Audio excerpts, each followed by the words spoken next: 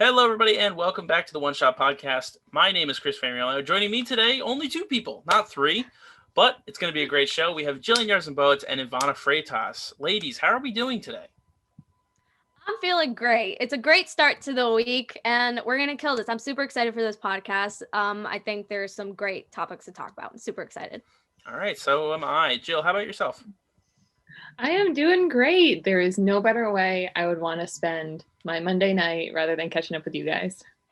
Very nice. I feel exactly the same. And to start with catching up, there is something that I would like to talk about that has just dropped on Sunday. It is the Godzilla vs. King Kong trailer.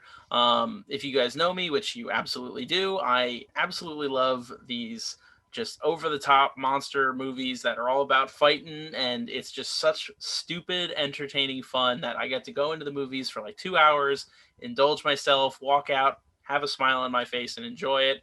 Definitely a guilty pleasure of mine. What would you guys consider is the guilty pleasure media format for you guys? I would definitely say rom-coms, and it's for the same reasons. It just puts a smile on my face. It makes me happy. It's a good time, and it's just very like wholesome. And so I know if I go into a movie that's like a rom-com, I know what I'm getting, and I'm gonna come out of it happy 99% of the time. I always love things with really high energy. I love things that are campy and that are fun. So one of my favorite like guilty pleasures, some of them are rom-coms, but I also really, really love movie musicals so much. Oh my goodness, you're speaking my language. They're incredible. They're so much fun. I just love them. I love them. I have a big poster of Moulin Rouge on my wall still. It's so good, and I've shown it to people, and they're like, "What is happening right now?" I'm like, "It's amazing. It's fantastic." Yeah, I feel like there could just be a podcast about you two talking about your favorite musicals, and it would just be the most entertaining thing. We really could. Sing-alongs along the way. Exactly, but I kind of want to pivot back, not to talk about Godzilla versus King Kong, but it brings up a really interesting thought process for me in particular. So if you guys watched last week's episode, which thank you if you did, our highest watched of anything made by One Shot Entertainment, thank you so much. Go out and watch it again, share it with people. Thank you if you even thought about watching it and you end up not. Thank you for at least having the thought. But in last week's episode, we talked about making small animals big, and big in the sense of the size of a large horse. And we got onto a pretty deep thread about seahorses and how we would utilize them in a modern day society. I talked about using them for hydropower. Somebody talked about making a carousel. So you could tell where it went. This week, ladies, we're going to do the opposite. If you could make any big animal the size of a chihuahua to have as a pet, or not even as a pet, just to like have fun with, what animal would you pick? Elephant. An elephant. Why is that, Jill? Because honestly, it would just be really cute. It would be very cute. I mean, like baby elephants are adult human-sized, and they're really adorable. They're adorable. Imagine you have it the size of a little puppy, which is exactly what you said. That'd be adorable. And then just splashing water. You could put it in your bathtub. Oh man, I'm already sold on the little tiny elephant. And then like through their trunks, they do like the little fountain spout, like pew. You have little shows. It's like the dog shows that go on Thanksgiving. Oh my gosh, that's so cute. And they're super intelligent too. Yeah, you could probably train them like a dog. They can paint. Yes. And then you could like tell them, like, "Oh, pick this up for me." Like, you already put them to work. Like, all right, go pick up my socks. Go pick up the you stuff. Run to the store. Yeah, get in the car. Go pick up my pharmacy prescription. I got things chips. To do. Well, Ivana, I would love to know. With being an endangered species. That's true. Mm-hmm. Everyone would be like, I want a little elephant. Millions of elephants. Millions. Oh, gosh. Yeah, people are less inclined to want to, poach pygmy animals. So It Yeah, might help for the sure. elephant population if you made it like 3 feet tall. I know. Hey, elephants, have you ever considered this? Just to be small. Hey, Simple. elephants, It's maybe simple math. maybe don't be that big, okay, elephants? Maybe don't be that big. Oh, did you ever try that? All right, Ivana, how about you? What's the big animal that you would like to make pet-sized? This was really hard. First, just to think about big animals, because I was like blanking. I'm like, what? But the one that I settled down on was a giraffe. Can you just imagine how majestic and tiny of a creature a giraffe would be? Like their little long necks. Their little long necks just going like this. And like you pet them on the head and they just bow their necks like this, like so like majestically. I think it'd be the cutest thing ever. Or like they're behind something and then they pop their head up from it and they're just Oh, like, hi. that's I cute. think it'd be adorable. Wow, that is a really good choice. Like a lanky, long, like just Yeah, I mean, it's too bad that like a lot of the big animals all reside like kind of on the same continent, with being in Africa, and Yeah. that's where they pretty much hang out. So when you think of big animals, you're kind of just subjected to like the same place or the same kind of animal. mm-hmm. So I wanted to do something a little bit different for this one. And I did Ooh. something different for last week, so I want to do something a little bit different. This isn't It's not traditionally like a big animal, but for the species it is a big animal, and I would love to see a chihuahua-sized ostrich. Like Oh. just to see, cuz they're kind of ugly, but you know how some I- people have like they have the hairless cats, or they have like those Yeah. really mangy looking dogs. I don't know what they're called, but they're basically hairless except for like on the tops of their heads.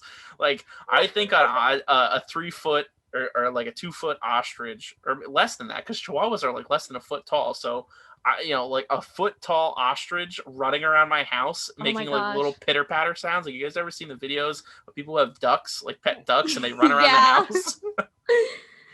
You're literally giving yourself the biggest work of all, because if you ever want to gain control of that ostrich, they could outrun you 5 times over. Like imagine. Yeah, but it's also a foot tall. It's like, yeah, True, it can but- run really fast, but it's also got really little legs. So Yeah, they can My still go dog fast. runs faster than me. I have a hard time keeping up with my dog. Like, I can't imagine an ostrich going like 50 miles an hour, even faster with a tiny leg, just like.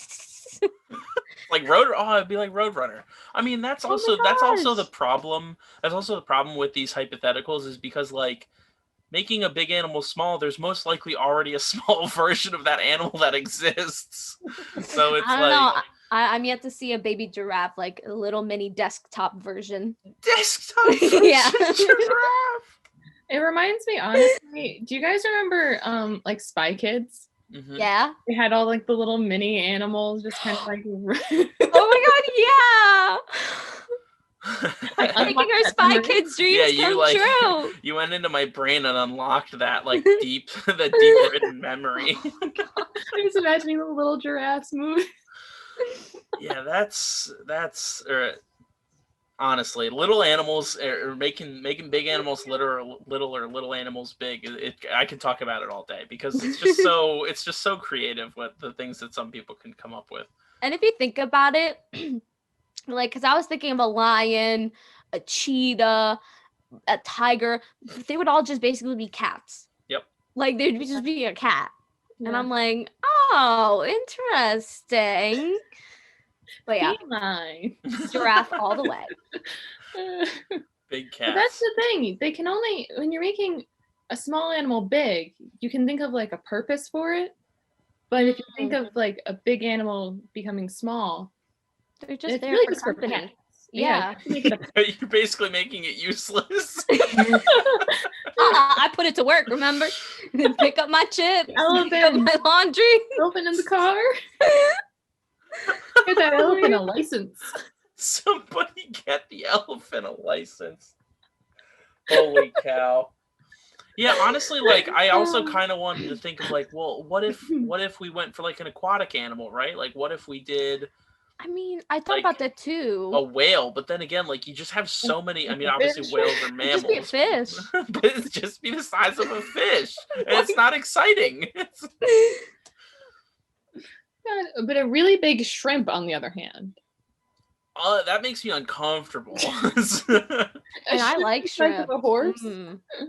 Yeah, can we also talk about like a lot of crustaceans and like shellfish and stuff? Like they just are like they don't even need a hypothetical to be like, yeah, I'm gonna grow big now because there's like 13-foot wide crabs. Meanwhile, there's Yeah. also like crabs that are this big, and they can be in the same family. It's just like, what? Why? What's the change here, bud? The ocean is a magical place, I guess. That's all we gotta like, because we barely know what's in the ocean.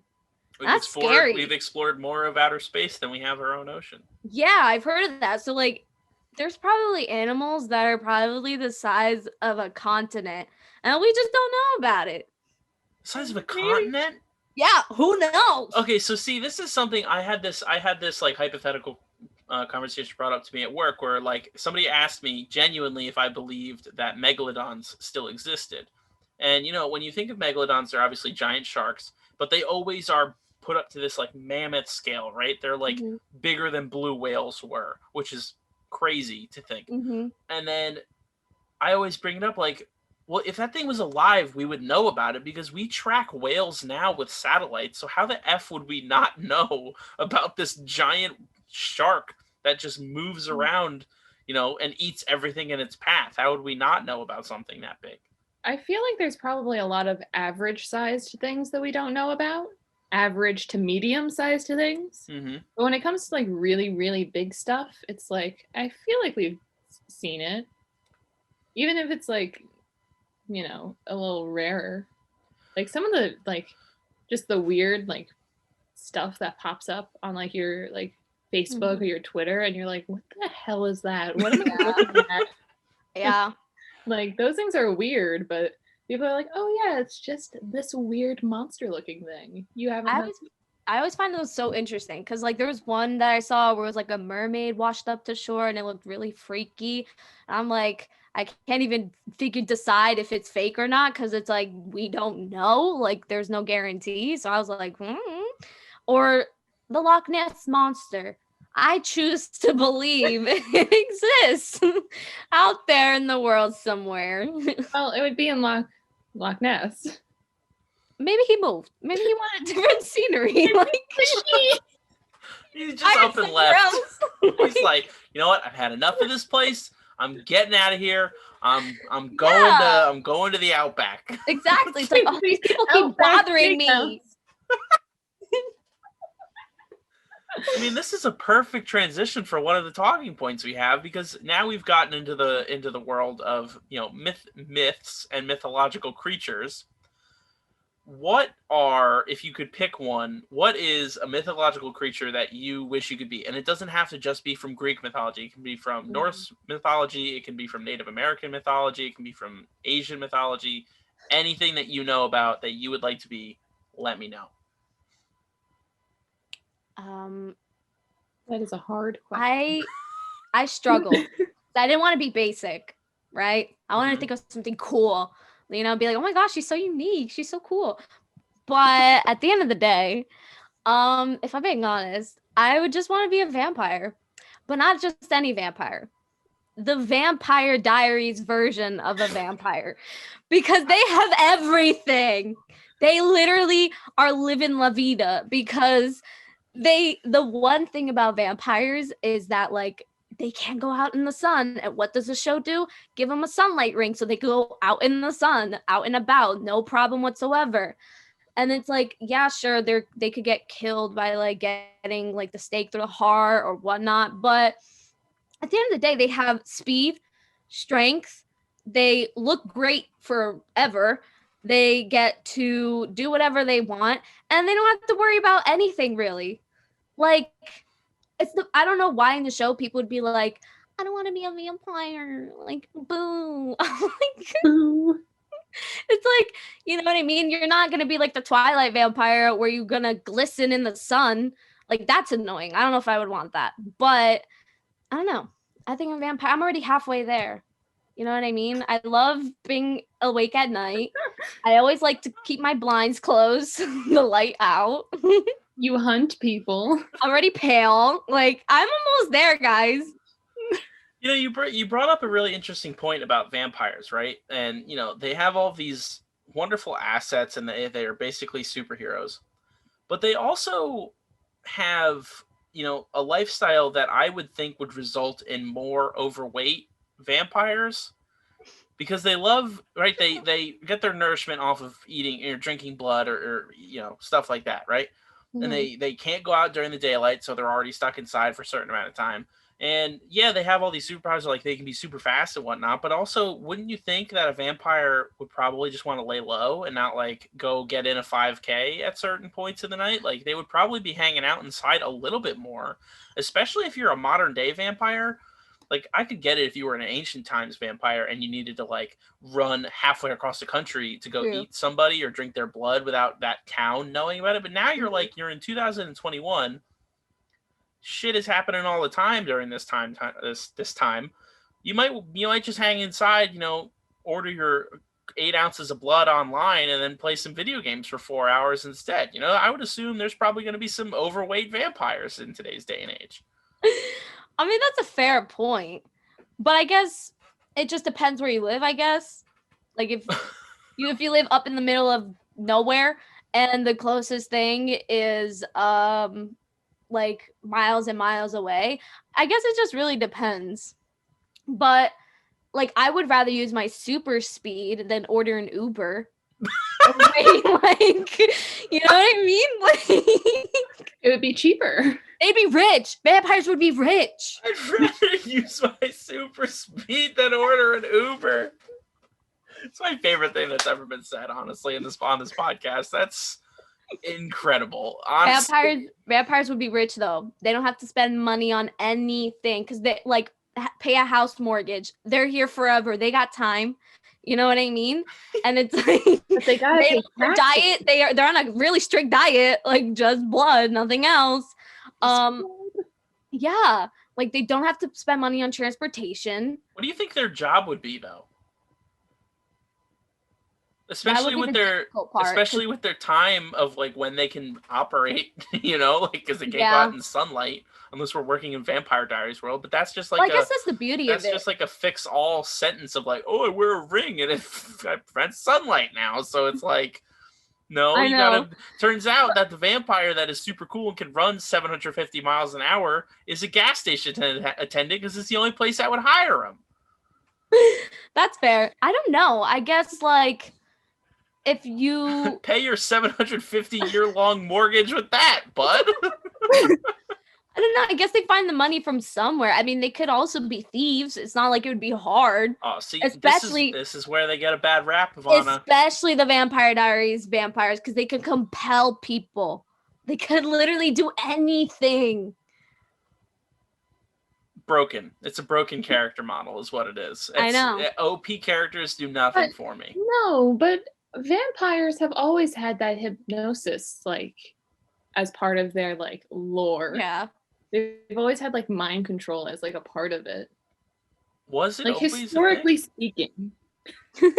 We're going historic facts here. Historically speaking, vampires have always been able to do this. Do you think Nosferatu was able to like hypnotize people? I mean, I don't really know vampire lore that well. Is he the first vampire? I don't know. He's like the first movie vampire. That's what I know. Because like I thought in the Dracula book, there was like mind control. See, this is where we need one who's a vampire expert to come on the show. True. But anywho, that's mine. What are your guys? I'm really interested to hear. Jill, what about you? What's yours? See, mine would also be a vampire, but a Buffy the Vampire Slayer vampire. Oh my goodness. Is it because you just want Sarah Michelle Gellar to show up? Yeah, I want her to kill me. What an honor. What's one way to get Sarah Michelle Gellar in the room? Be a vampire. You meet her for a minute. That's it, just one. See, what part of mythology do vampires fall under? Is it like I guess because their I whole don't thing remember. is like that's probably like a European mythology, I right? think it's I think European. For some reason, I keep thinking that Dracula, like the book, was like the first vampire. I thought so too, but Let me, I've you know heard of what? Let me. Nosferatu. You guys talk about this. I'm gonna do some research. I'm Research, gonna look up who research. the first vampire was. Because I've heard Some the other last time cool vampires. I know the last time I No, go on, go on. even tapped into like sort of the historical aspect of vampires, I think it was like in 8th grade, and I'm pretty sure if I remember it correctly, it all stemmed from some sort of plague or something. And there was talks of like people coming back from the dead because I think they were buried alive or something. I don't know. And then so they were like scared out of their mind. They're like, oh my gosh, they're vampires. And that's where it all started from. That's more or less like what I heard. If that's accurate, I'm not very sure. Okay, so apparently vampires are primarily European lore. They come from the European mythos, and the first vampire that made it into literature was back in 1819 in John Polidori's The Vampire, which was a short story. Lord Ruthven. They don't sound like anything really that I can't interesting. believe about Lord Ruthven.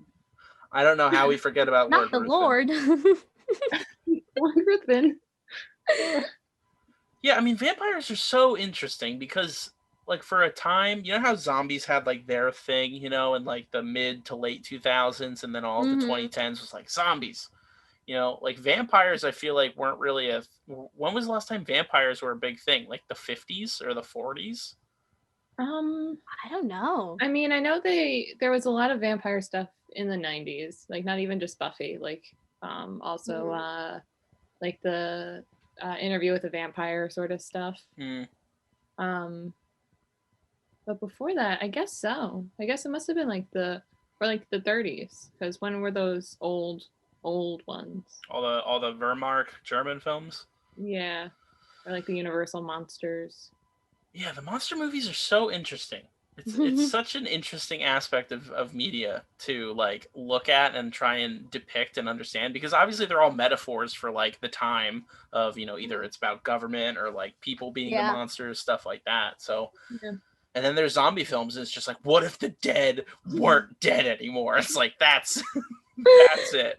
It is interesting to look at the fact that, like, if you think about it, vampire movies haven't been scary in like in like a very hot Yeah. second. Well, Like, no, there was not 28 Days Later, 28 Nights or something, or that was like a vampire movie set in Alaska, like in their season of like darkness, and it was just a vampire movie about like these killer vampires that were going around town like murdering people in darkness. yeah, I never Ooh. heard of that one though. Me neither. Most All of I've the ones I known see are, is like, that I feel like comedy vampires drama. have become what's the word? They're not really scary anymore. They're more of Like an allegory. no, I guess like starting with Twilight and then there was True Blood. Like ever since that came out, now vampires have been more of just like, oh, so attractive. Yeah, Oh like my they're like the goodness. sexy monster, Yes, like they're like a sex appeal. I I mean, mean, even with Buffy. I'm Yeah. gonna keep talking about Buffy.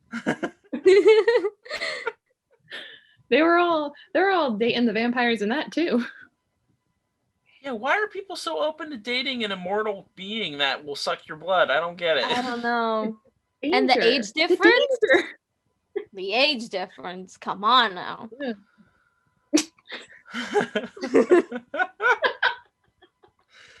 Yeah, there's a lot of questions about vampires. I Come don't know. on now. Maybe we gotta find someone who is like a vampire expert, or like not even an expert, just someone who has more information than we do, and Mhm. they can come on and tell us about why vampires are the sexy monster now. Yeah. Personally, I would prefer if Swamp Thing was the sexy monster.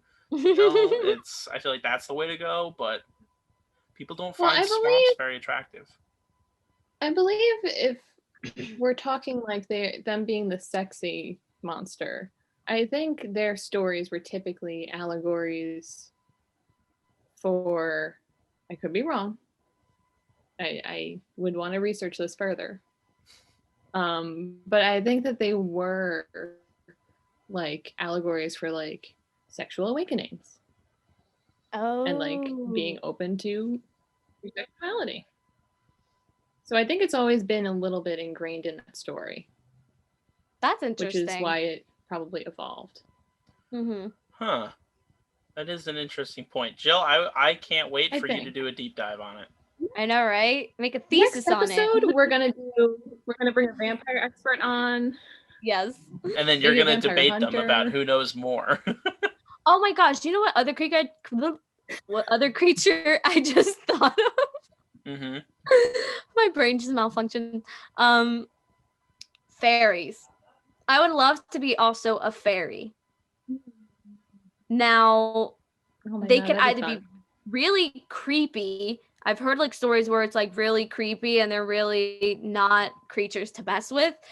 And then on the other hand, you have like Tinkerbell, which is like cute and Well, fluffy stuff. I think that's dependent on the Yeah, spelling of it, right? Because like Yeah. fairies with an like the Irish AI, stuff. yeah, like fairies with an AI are supposed to be like kind and spiritual and whatnot. And then if you spell with an AE, they like eat your flesh and will kill you if you go into their forest. Yeah. Yeah, I mean, That's the kind of fairy I want to be.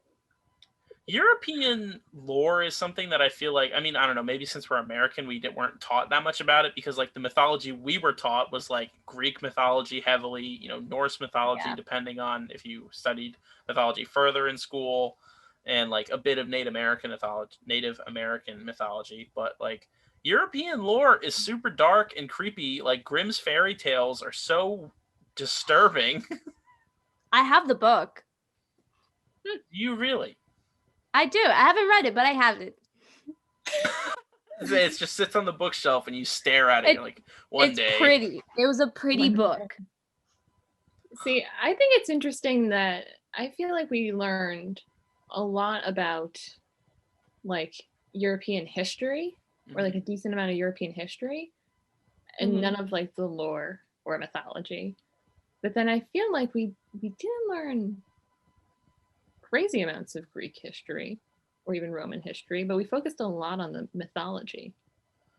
Well, I think it's because the mythology of it, and this is where I'm going to get a little bit of a history nerd, but Greek and Roman history is ancient, whereas like European history is still technically like the Renaissance and stuff like that. It's not as like America was around when, or at least America was discovered when Europe was going through like their Renaissance, and like a bunch of art and literature was being made. So like you kind of get to know the cool stuff about Europe.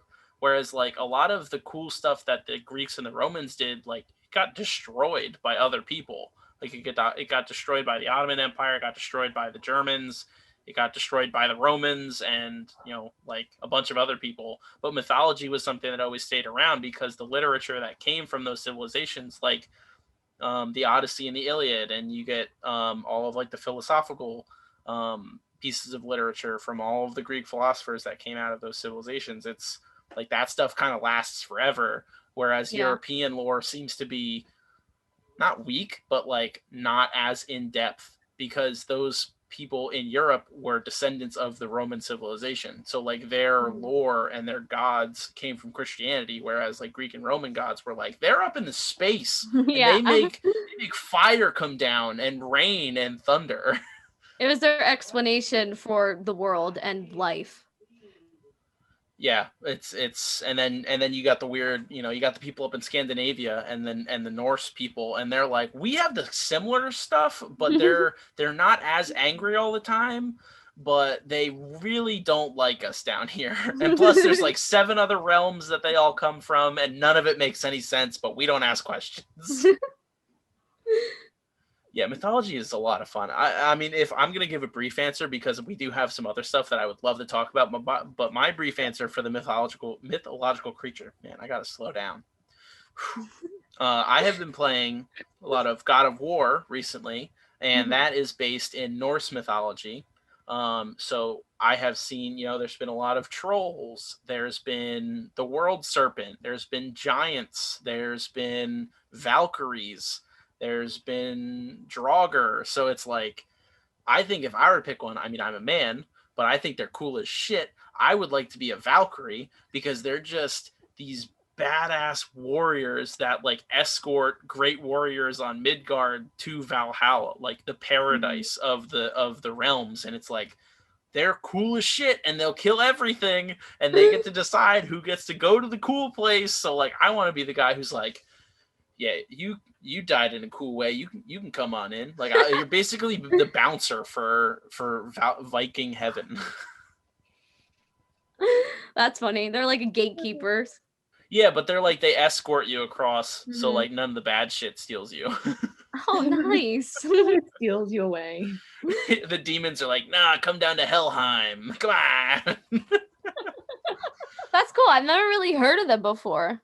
Norse mythology cool. is incredible. Like, yeah, I think you should read about it, and it's got a bunch of different realms that all the different mythological, like elves, and there's light elves and dark elves, and they come Ooh. from different places, and then the giants have their own realm, and then there's the Aesir gods, and then there's like a different form of god, and they fight each other, but they're a bunch of trickery, and it's really, they cast spells on each other. It's awesome. That's oh my gosh, I would love to be a wizard.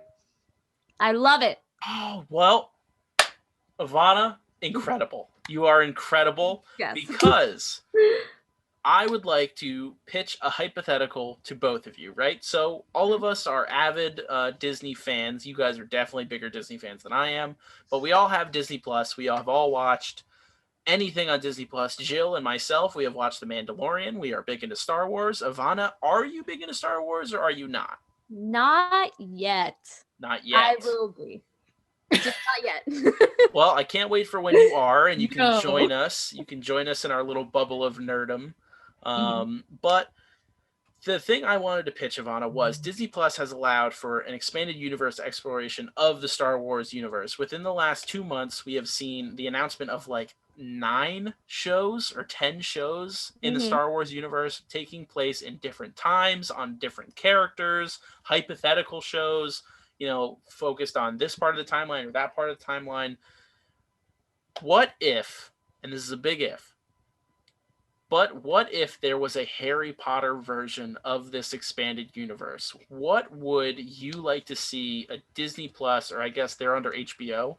What would you like to see of an HBO series in the Harry Potter universe? I want everybody's answers because I have one myself. What would you guys like to see explored in the Harry Potter universe? Jill, do you want to start? No, you could start because you could Okay. start. Okay. So, well, I wouldn't be so crazy about prequel stuff, unless it has to do with Voldemort and a little bit more focusing on him and his story leading up to him becoming Lord Voldemort. And that would be like, I feel like one of the main stories I'd be interested in terms of prequels because of the fact Fantastic Beasts is out and they are already handling the whole prequel aspect of the world. So if anything, I would be down for 2 things. I wouldn't mind a sequel. I think it'd be an interesting way to build the world even further and see how like the previous stuff we've seen in Harry Potter affect future generations. I think that'd be really interesting to see and like their lasting impact. But then I also, which people will probably be like, no, don't do it. I wouldn't mind a reboot of the Harry Potter series and like the movies go from kids to adults because they're doing it with Percy Jackson. They're making Percy Jackson a series. And I would actually love for Harry Potter, instead of just movies, to be a series. So you have a chance to dive deeper into things that were mentioned in the Harry Potter books and relationships and characters that were mentioned in the books that weren't necessarily touched upon in the movies. So that's why I feel like a reboot of Harry Potter in series form would be really interesting to see. Interesting. I never would have thought you would have wanted to see a reboot of the I know. movies, but in a TV series. But I respect it because I get what you're saying. You want to see a deeper dive. Jill, what were you thinking for this Harry Potter extended universe? Well, okay. I told Ivana to go first because I can be a cynic. And I am very, very cynical when it comes to like reboots and even extended universes. Like, Mm-hmm. I won't lie to you guys. I really enjoy The Mandalorian, but when they first announced it, I was like, oh no, I don't even know if I want to see this. Like I especially well, when did that come out? In regards to Rise of Skywalker. The Um, first but season of just like Mandalorian came out, I think, 2 months before Rise of Skywalker. okay, okay. Well, the timeline's blurred. The last year's ruined my memory. Um, but I mean, I'm always a little cynical when people start spinning off too many things because then I'm afraid that they'll get into like fan pandering and it'll just be like, you guys know this Oh yeah. thing, which And is plot holes. like well, most of my reservations about everything. Um, and the Fantastic Beasts series, the first one I enjoyed. I know that people felt a little mixed about that. And then the second one, I just didn't know what they were doing. Yeah. And if it's going to be more stuff like that, um, give me a limited run something. Maybe go into like the time that Harry's parents spent at school. Oh Go my into that goodness. limited. Don't make it like, Mm-hmm. we don't need unnecessary like Filler. I can't tell you what the Fantastic Beasts series is about. Yeah, neither can I. I can't help you there either. Yeah. It's they set up things that they could talk about. Like they've set up like, oh, these big wizarding wars, like these big crazy things, but they didn't go into it. So that Yeah. kind of doesn't give me a lot of faith in what they could Mm-hmm. do if they could then spin off a whole bunch of stuff. And my other reservation is because of the little bit of the culture shift around Harry Potter. Mm. The way J.K. Rowling has been criticized and the way she's Yes. reacted to it makes me a little fearful that Mhm. things might come out a little bit more cynically or a little bit more aggressively or a little bit more as much as you like something to have a clear vision, you like to have a showrunner behind it, a little too many yes men Yeah. during a show. Yeah. Saying, yeah, do whatever you want, and then the show comes out like Fantastic Beasts 2. Yeah. So Well, I with Fantastic Beasts, it's kind of a thing where I'm always a hopeful person.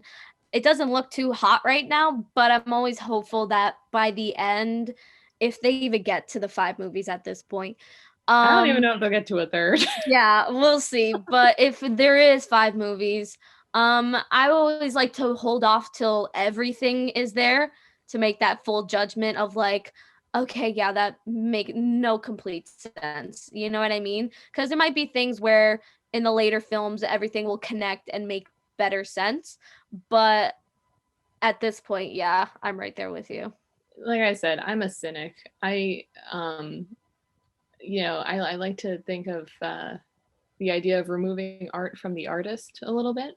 But when you see Yeah. someone who's like when you see a creator, an author who's a little too much like, oh, well, I don't care what anyone's going to think anymore, that makes Hmm. me a little worried of like, oh, Yeah, what are for you going to sure. do? You know what? I don't I know about think that. it would actually be really interesting. What's a shame? I think it would actually be really interesting to see storylines take place outside of Hogwarts in other wizarding schools. Mm-hmm. So I think that'd be really cool. Like, cause on Pottermore, they mentioned this little excerpt of Ilvermorny, which is the American wizarding school. And so I always thought like it'd actually be really cool if there was a series maybe based on that, like a wizarding school in America or a wizarding school in what was the other ones that were mentioned in Harry Potter? like Yeah. Durmstrang. And the French one.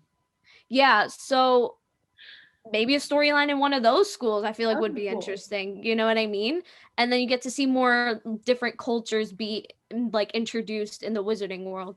Yeah. Yeah, And see, that's one of the things that I enjoyed a lot about, like, if we're going to compare it to Disney Plus, about The Mandalorian, and about even like only 3 episodes have been out of WandaVision, but so far of WandaVision, where they're not they're not strongly tied to the main like timeline of these series.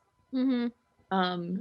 Where they're kind of especially with the Mandalorian, they're exploring the universes that they set up a little bit more instead of it just being about like the main saga, the main Yeah. story. So that'd be really nice to see something that's a little bit different. yeah, I think, and the idea I had for this was something so removed from the modern timeline that everybody talks about. You know, the book series and the movie series that came out. I would love to see. And granted, I am not someone who knows a terribly large amount about the extendedness of the Harry Potter universe, but I would love to see almost what you guys were talking about was I want to see like ancient wizard times and like the foundation of these wizarding schools and like how because in one of the movies they talk about the guy who not Hogwarts but man, what is Harry's Dumbledore? no. What is the Gryffindor. Gryffindor? They talk Oh. about the man who inspired Gryffindor and his sword. Like I want to see that stuff. I want to see the guys the people who inspired all of the That'd be really history cool. and the importance of Hogwarts and all of the wizarding schools. You know, like they hinted at the wizarding wars in Fantastic Beasts, but like that stuff had to have happened in early ancient times and like they do such a big part of like hiding the wizarding world in modern times or whenever the more recent times. Like I want Mm-hmm. to see who founded Hogwarts, like who founded the American school, who founded the French, and whenever the other ones were, and like why did they do that, and why did they put the houses in the different schools, and where did the darkness of magic and the dark side of magic, how did they contain it for so long, or how did somebody like Voldemort come to be? Like that's the side of Harry Potter that I would love to see, because I feel like Game of Thrones had just enough magic in it that it made it different and it still held that ancient or medieval feeling. And I feel like Hogwarts would fit in just perfect with that. And you could kind of get this timepiece of the magic in the wizarding world that would be so different from the movies and from the books, but they could still be related to the canon of the actual universe.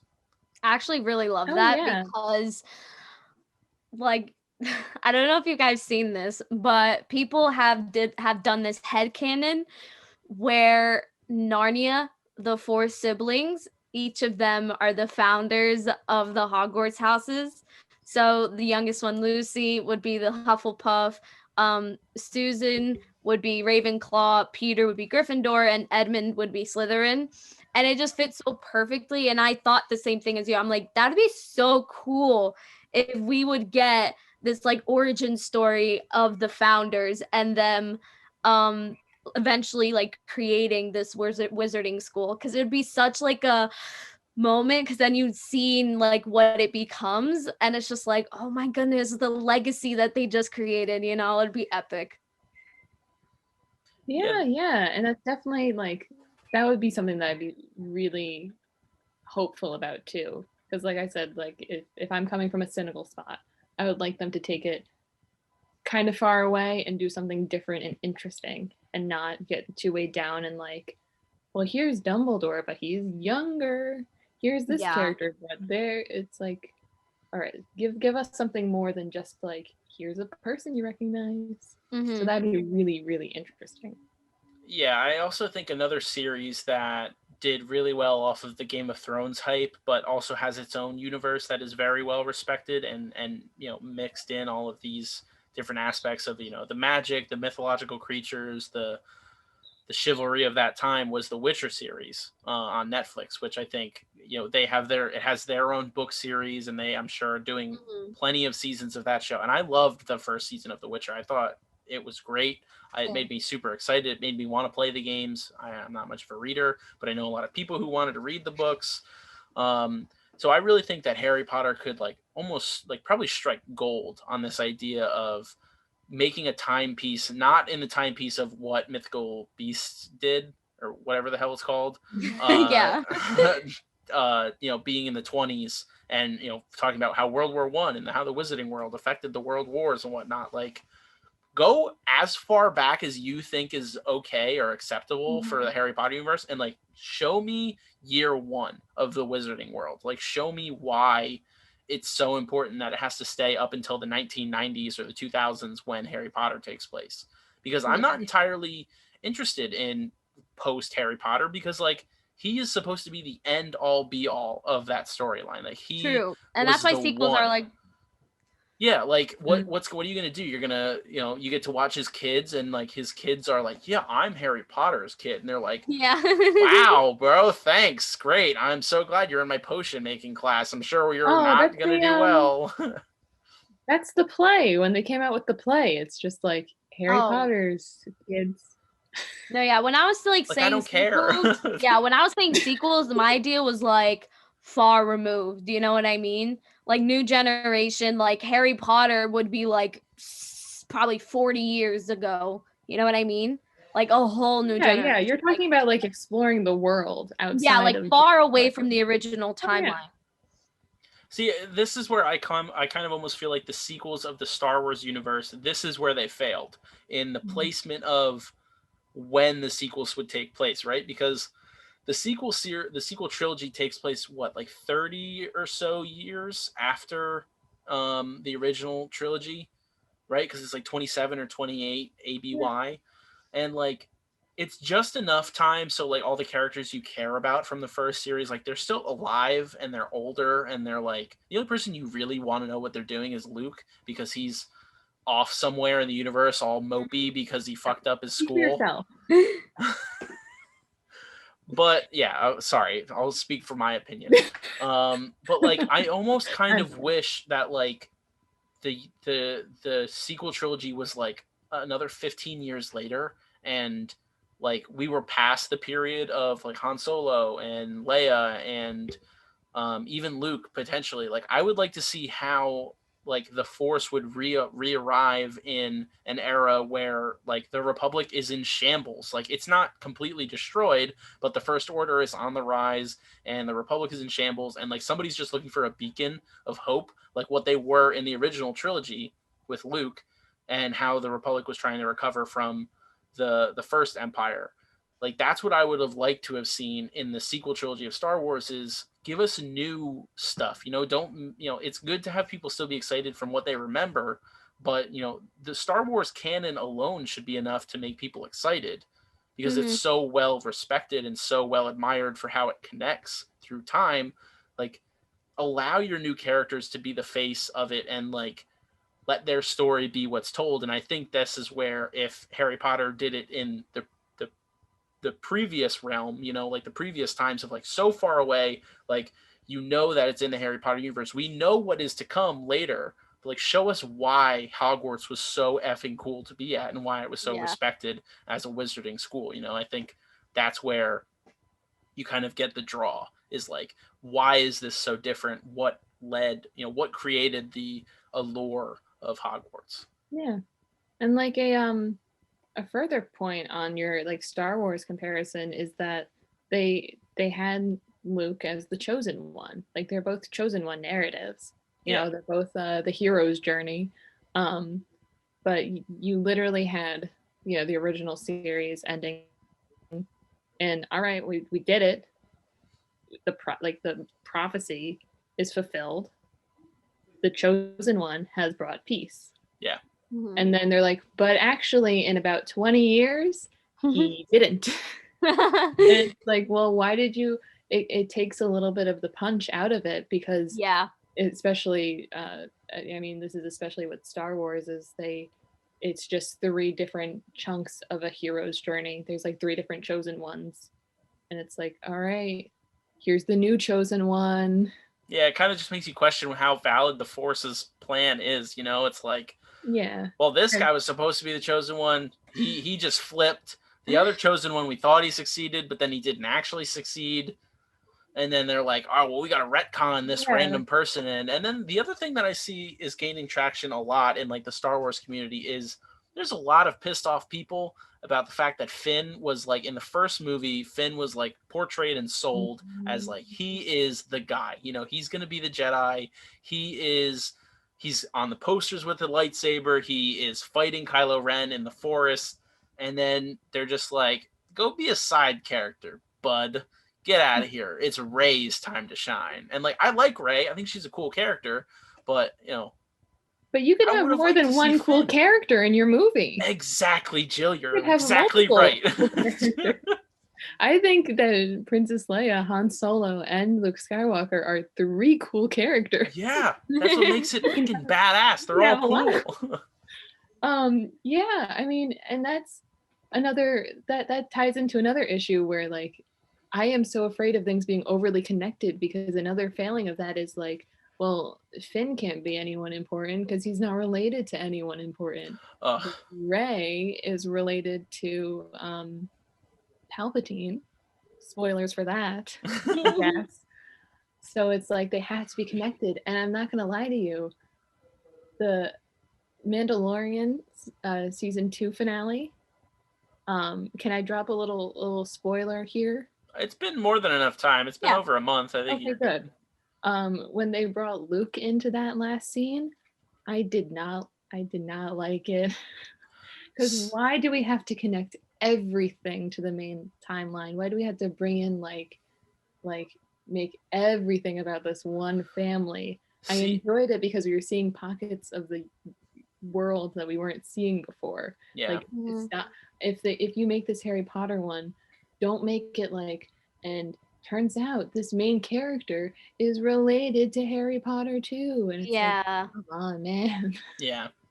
I mean, the one argument I'll make for the Mandalorian season ending is like, it's the Jedi that makes the most sense, because I feel like they're still now, like, Disney Star Wars is a little bit afraid. Like, they made a big jump of like making Ahsoka canon as like still a Jedi figure by bringing her into Mandalorian. Like, she was always canon because of Clone Wars, but like then they continued her with Rebels, and now she's in the Mandalorian with Rosario Dawson. I think they were too afraid to bring in an extended universe Jedi that would still fit in that timeline, because I guess so. Like, Luke is technically the only Darth Maul Jedi back in Solo.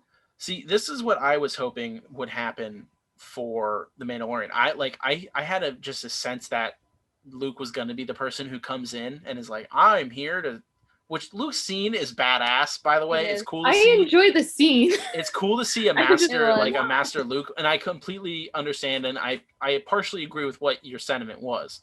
But it's like, I wish that they brought in the Jedi from the most recent Star Wars game, Jedi Fallen Order, because he was, Cal Kestis was like a proven new Jedi master from the end of the prequels. He survives supposedly through the main trilogy, and then he should be alive during that time. It's like 9 or 10 ABY at that point. Like, I would have loved if they brought his character, and it's the guy that played Joker in Gotham. I can't ever remember his name.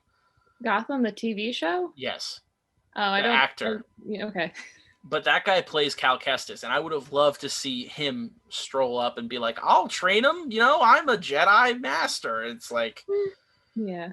But it just. I mean, the thing is, I hear your argument really well, but you also brought in so many elements from like other Star Wars lore into the Mandalorian. Like, you have Bo-Katan in there, you have the Darksaber, you have like all these other elements that aren't wildly well explained. I won't lie, I only watched Clone Wars after I started watching Mandalorian because I was like, who's she? Yeah. I want to know who that is. What's up with this? Yeah. So it's not like they haven't just kind of thrown a new character in your face and been like, that's her. We've seen her. Yeah. We've been seeing her. Yeah, I think that's the one thing that Mandalorian season 1 did really well, was it was like, we're going to make it serial enough where it's going to stand out on its own thing. Each episode is going to be its own storyline with these hints dropped in that it's part of the expanded universe. And then season 2, like they saw how well people responded to like the hints, and they're like, well, clearly people care and they want it to be related in some capacity, so we're going to bring in characters now that are directly from other shows, like Bo-Katan and her Night Owls are directly from Rebels and Clone Wars, and Ahsoka Tano is an infamous character in the Star Wars canon now. So it's like as soon as we saw her and her dual white lightsabers, it's like, well, shit, this is more important than I fucking thought. But I don't know. We kind of got off track here from the Harry Potter thing. But sorry about the Star Wars rant, Ivana. But it's like, no, I'm learning all this great information. It's like Harry Potter and Star Wars they're so relatable because they obviously are pretty much the same story, like Jill said, in the hero's journey, but they, did things a little bit differently, where some of them, like some things Star Wars did better and some things Harry Potter did better. And I feel like that's the one thing that Harry Potter is missing from being like an end all be all, like super awesome canon storyline, is it just needs some form of expanded universe that isn't mythical beasts or magical beasts or whatever it's called.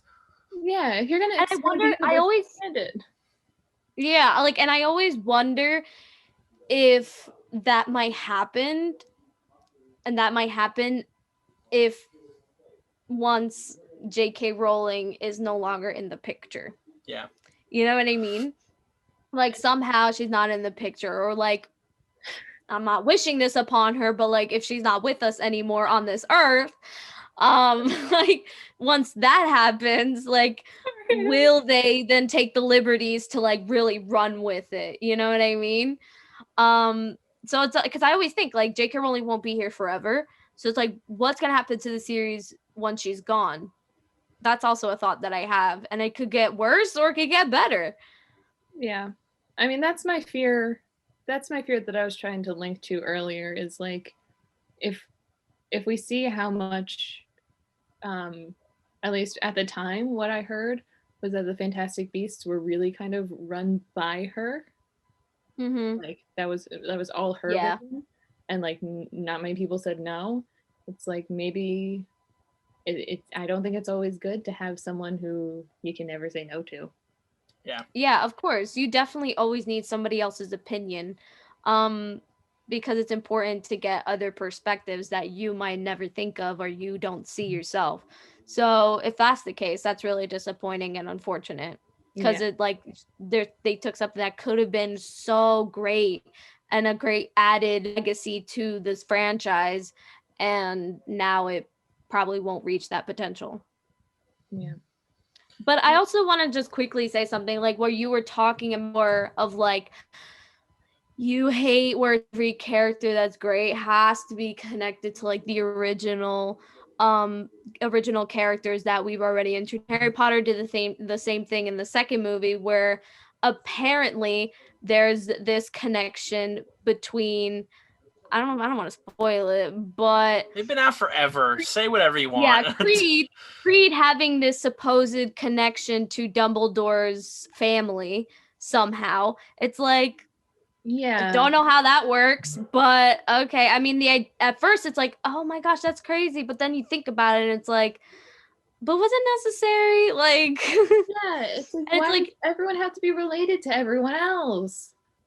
Exactly. Like, and I think what's appealing about not always having to relate to have like be a relationship between like previous characters in the storyline is that it gives us this feeling of like a great warrior or a great wizard could come from anywhere, like any part of the world. It doesn't have to be somebody related to the Chosen One or related to this original franchise's like characters. Like it could be you know what I mean? And I feel like that's something that's missing, where it's just like anyone could be this great, like not everyone could be a great Jedi, or not everyone could be a great wizard, but a great wizard could be from anywhere. You know what I mean? And that's what was so promising initially about the Star Wars sequel series. It could have been anyone, but no. We're all related to everyone. It could have just been a scrapper from Jakku, but it turns out it was just Emperor Palpatine's granddaughter / half clone thing. So, so I mean, this was great. We hit so many different things, and I felt like this was such fun conversation. And we've got a lot of good ideas. We talked about baby elephants. We talked about mythological creatures. We talked about vampire history. We're gonna get a vampire expert to come on, and then we got deep into Harry Potter and Star Wars. And honestly, I don't know how much time went by, but it was a lot of fun. Time goes by when you're having fun. Exactly, and when you're talking about what you care about with some good people. So, ladies, thank you so much for coming on. Jill and Ivana, you guys are always great. Can't wait to have you on again. Thank you so much for watching. Please share if you can. Please subscribe to the One Shot Entertainment channel. We are growing ever closer to our goal of 100 subscribers. Please help us reach that. Let us know anything that you found interesting, or what big animal you would make small, or what mythological creature you would like to be, or basically anything we hit on in this podcast. Please put it down below. Again, Jill and Ivana, thank you so much for coming on. It's always a pleasure. I'll be talking to you guys very soon. Thank you so much for watching, and have a great rest of your day. Bye.